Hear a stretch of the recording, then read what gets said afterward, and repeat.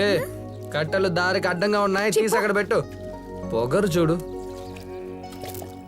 అమ్మా, ఎందుకమ్మా నాతో మాట్లాడావు? నన్ను ఏం చేయమంటావురా? తినాల్సిన వాడివి చిన్న పిల్లల్లా అలా గొడవకి వెళ్తావా? వాళ్ళని ఎదిరించడానికి నువ్వేమైనా కృష్ణ పరమాత్ముడివా? కన్న తల్లినిరా, నా బిడ్డ కడుపు నిండా తినడా అని ఎంత అల్లాడుంటాను చెప్పు.